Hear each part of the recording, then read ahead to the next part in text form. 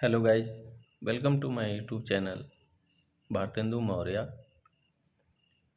जैसा कि आप सभी के बीच कल मैंने एक वीडियो प्रस्तुत किया था जिसमें हम लोगों ने चर्चा किया था इंजीनियरिंग ग्राफिक के इंस्ट्रूमेंट के बारे में, यानी टूल्स के बारे में, कि क्या क्या सामग्री की आवश्यकता पड़ती है किसी ड्राइंग को ड्राफ्ट करने में।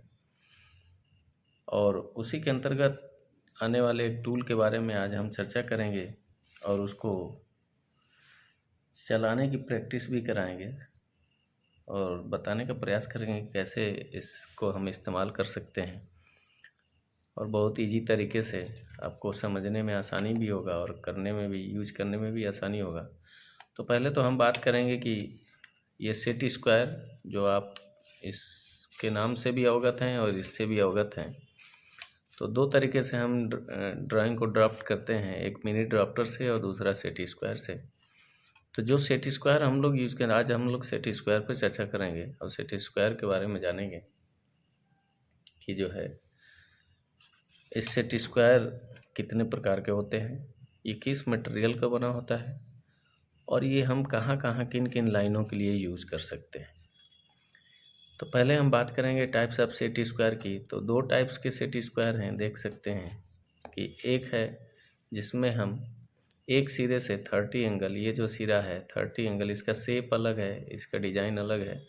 एक सिरे से हम 30 एंगल का लाइन ड्रॉप कर सकते हैं और दूसरे से 60 डिग्री और तीसरे से 90 डिग्री। उसी तरीके से दूसरा टाइप्स ऑफ सेट स्क्वायर जो है, इससे हम दो सिरों से 45 डिग्री, जैसा कि आप देख सकते हैं सेम शेप दोनों की तरफ, और तीसरे सिरे से हम 90 डिग्री। तो ये दो तरह के टाइप्स ऑफ सेट स्क्वायर हैं जिससे हम अलग अलग एंगल पे रेखाएं खींच सकते हैं।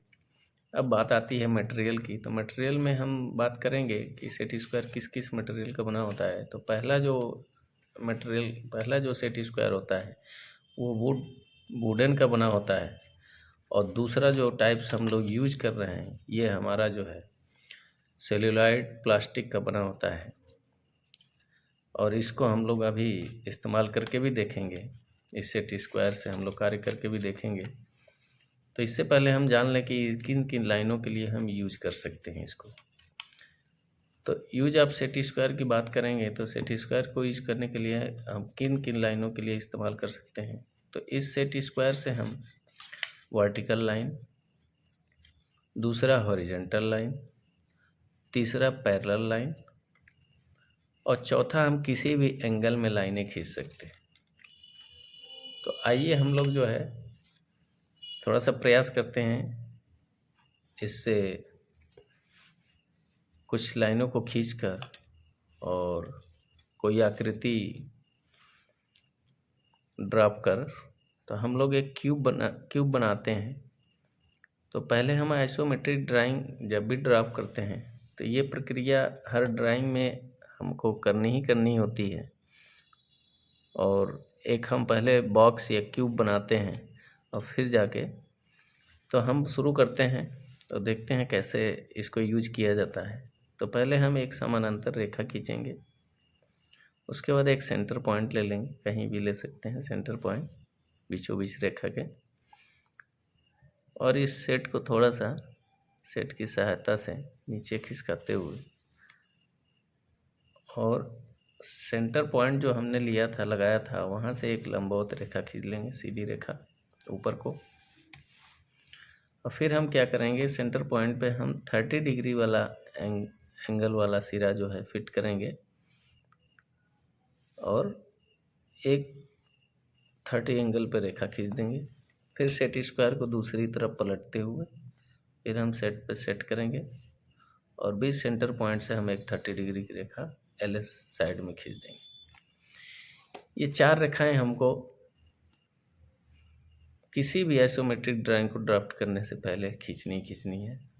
एक समानांतर रेखा खींचेंगे, फिर सेंटर पॉइंट लेंगे और यहाँ पे 30 डिग्री वाला एंगल वाला सिरा फिट करके हम 30 डिग्री आर एस साइड में खींचेंगे और फिर 30 डिग्री पे ही एल एस साइड में रेखा खींचेंगे उसी सिरे से, और फिर एक लंबवत रेखा पहले खींच चुके थे। अब हम लोग एक क्यूब बनाते हैं। क्यूब बनाने के लिए हम लोग एक साइज डिसाइड करते हैं। तो हम जो है RS साइड में हम लेते हैं 40 mm,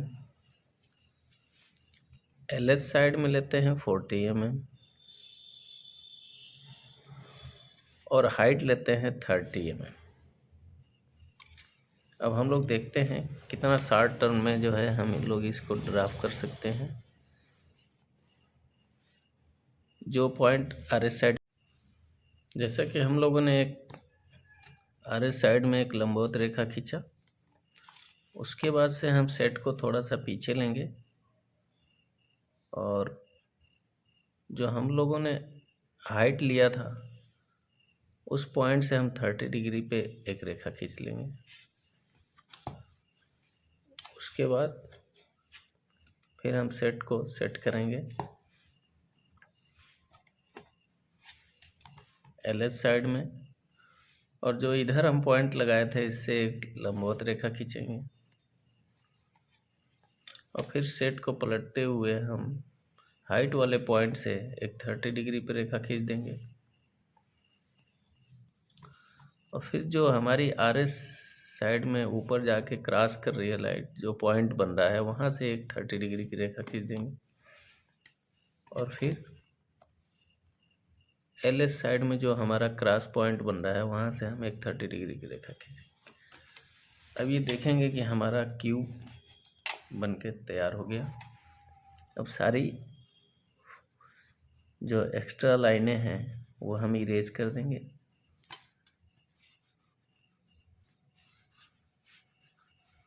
इरेज करने के बाद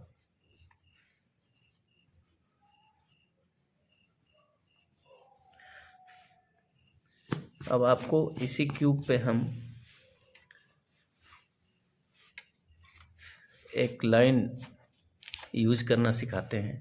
जो use of line, chart of line, आपकी जो लाइनें हैं 9 लाइनें हैं, जिसमें पहली लाइन जो प्रिंसिपल लाइन, जिसको ऑब्जेक्ट लाइन बोलते हैं, उसको आप यूज कर सकते हैं, जिसको बॉर्डर लाइन भी बोला जाता है, जिसकी थिकनेस 1 mm होती है। उसको हम उस लाइन को बॉर्डर लाइन भी बोलते हैं।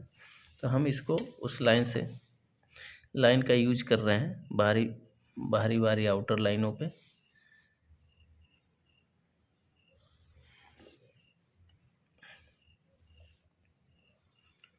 और देख रहे हैं कि जो है कितना शॉर्ट समय में एक सुंदर सा क्यूब बन के आपके सामने तैयार हो गया है। सारी लाइनों को बोल्ड कर देंगे बारी बारी, और जितनी एक्स्ट्रा लाइनें हैं सब इरेज कर देंगे।